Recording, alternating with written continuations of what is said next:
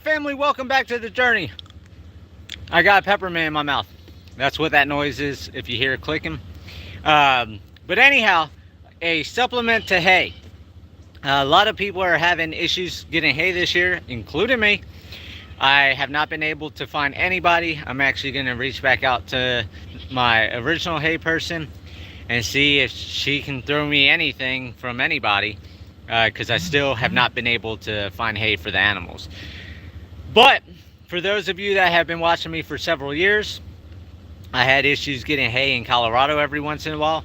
And when I did that, I had to supplement the animals. And I showed in different videos that pine boughs, now of course, if they're pregnant, if your animals are pregnant and stuff, they can lose their babies if you feed pine boughs.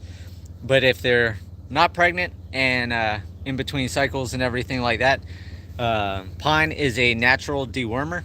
I made videos on that as well, talking about how the sap and everything in the needles and in the bark and stuff like that is a natural dewormer, and it deworms your animals, because I don't like doing chemicals. Now, if I do get a worm issue with an animal, then I do use I can't even think of that chemical that you pour on. But I've used that before. But I like to do carrots all the time. Several times a week I buy huge bags of carrots, buy 5-6 bags, give the animals that. Carrots are a natural dewormer.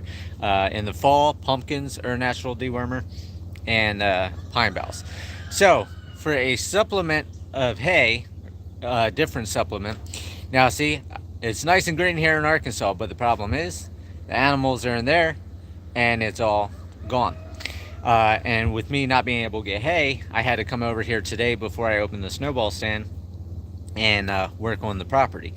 So this is what I do every morning. I come over here, I either haul water or I come over to grain the animal. So they get corn.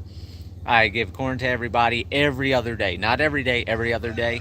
Even during the summer when people say you don't need to give corn, my animals are still alive. My animals are doing their thing. They get corn. Everybody says male goats can't have corns. All my male goats, my bucks, everything, they eat the corn. Everybody's still good. So it's, everybody has their own way. I'm an alien. That's the alien way of doing things. And it seems to work, unless you get a snake bite or something like that, or different things that happen. But anyhow, so what I'm talking about is in here, I've got 120 acres of hardwood forest. Now I've got pine in here and stuff like that as well. But I went through and I chopped all these small trees down in between all the big trees. So these big trees up here will drop the acorns this fall. So that will be another source of food. All the acorns on the tree will be falling, and that will give them one source of food coming up. And then all the small trees are going through. You can see tulip over here. They all ran up there because they thought I was feeding corn. But I went through, I cut down this area of just small trees. Now the big trees I left, now you see there's no big trees in this big area.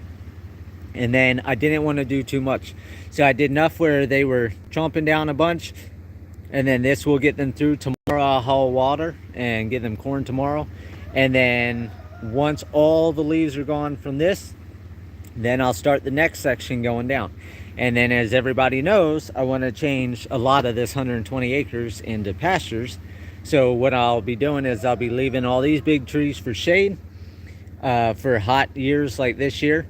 So that way the grass will have time in between to have some shade and not die out, and some of the roots will stay strong. And then of course all this out here, the animals don't touch because I've got the fence. So hopefully this winter, like I said, when I close down the snowball stand, I'll be running fence up and starting the next section of fencing, so the animals can be in that section of wood next year. And then once I get them moved over and I know they can't get access into this area, then I'll get seed and I'll seed all this, and whatever pops up, pops up.